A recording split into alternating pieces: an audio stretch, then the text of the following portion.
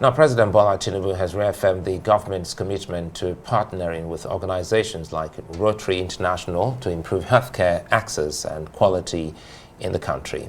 Now, during a meeting with Rotary International President Gordon Mclnally at the State House, President Tinubu praised Rotary's contributions to Nigeria's health sector, including a recent $14 million grant to support polio surveillance. Mclnally lauded Nigeria's support for global polio eradication efforts, highlighting the country's certification as polio-free in 2020. They pledged continued collaboration with the government to reduce infant and maternal mortality rates. We are doing a great job in the protection of the environment and other areas of human commitment.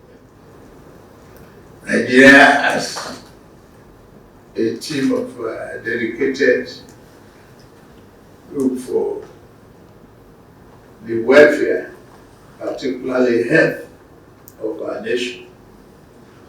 As a highly populated country, same with urban migration that is alarming. We now face a great challenge to really manage and careful welfare of our people.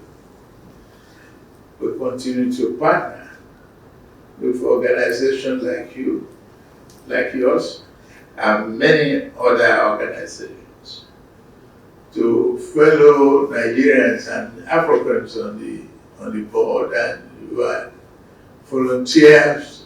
But we are very proud that in Rotary there are no borders. We are one community. We are a worldwide community committed to doing good in the world and committing to helping people wherever in the world they are and whatever help they need. Well, the president of Rotary International, Gordon Mclnally, is here with us. Good to see you and thanks for your time. Thank you. Welcome to Nigeria. Thank you very much. It's good to be here. Your first time? First time in Nigeria. Not my first time in Africa, but my first time in Nigeria. Great. Now let's talk about first the Rotary interest in end polio now.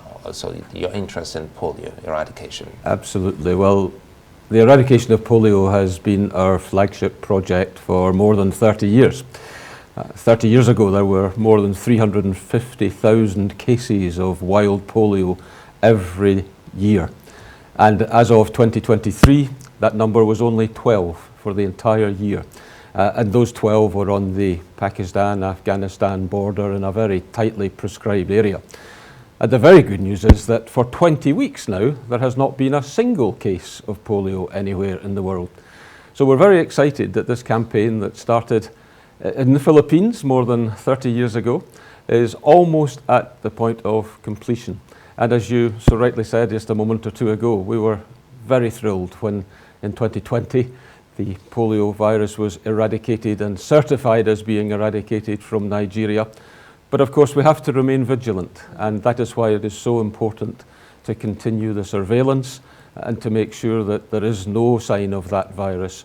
Because what we want to do is be able to fulfill a promise we made to the children of the world 30 years ago when we said we will remove polio from the face of the earth and we will remove the risk of you contracting what is a crippling and debilitating disease, and very often a killing disease.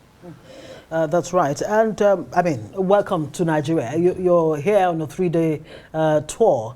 Would you say that Nigeria is a priority for Rotary, and why? What are the specific areas of concern for you? I do understand that you've been giving a lot of grants to Nigeria, $14 million, $7 million, and another instance, another $2 million, and what have you? Have you been following the money? Yeah. Well, as you heard me say earlier, the great thing about Rotary is that although we are in more than 200 countries around the world, there are no borders.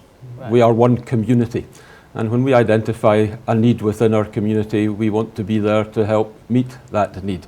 And there have been many needs down the years in Nigeria, just as there have been many needs down the years in other countries that we operate in.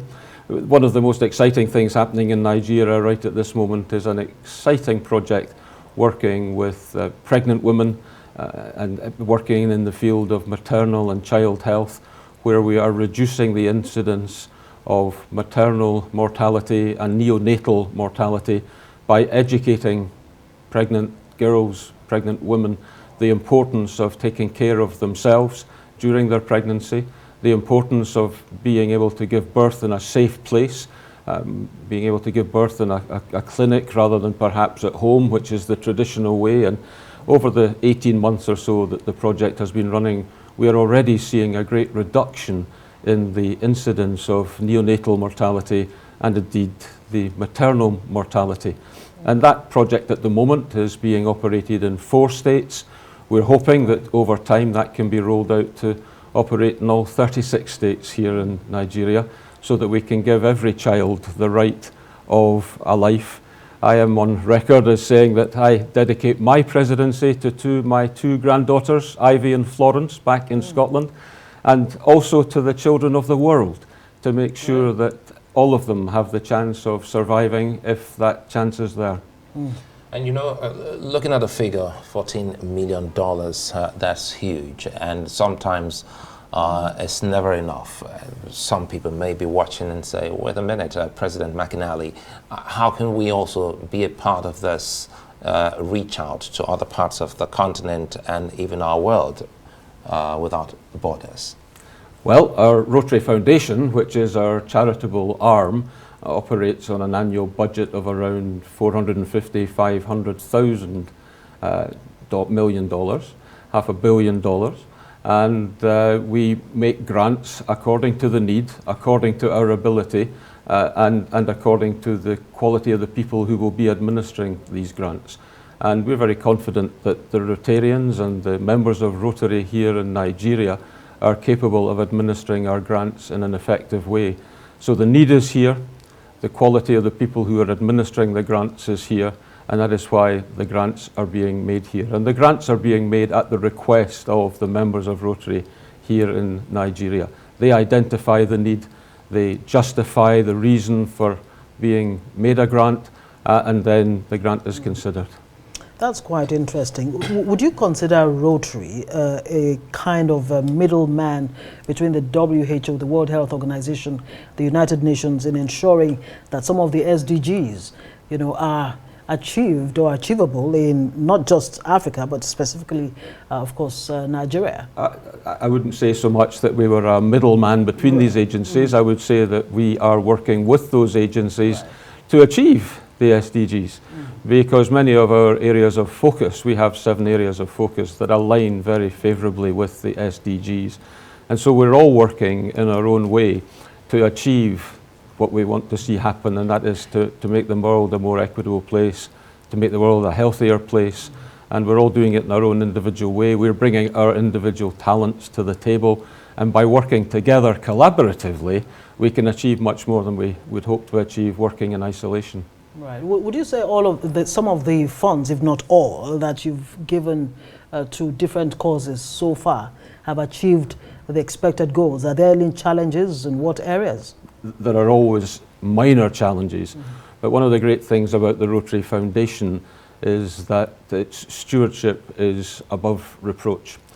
For 14 years straight, the independent auditor Charity Navigator, which audits foundations around the world, has given the Rotary Foundation its top rating of 4 stars.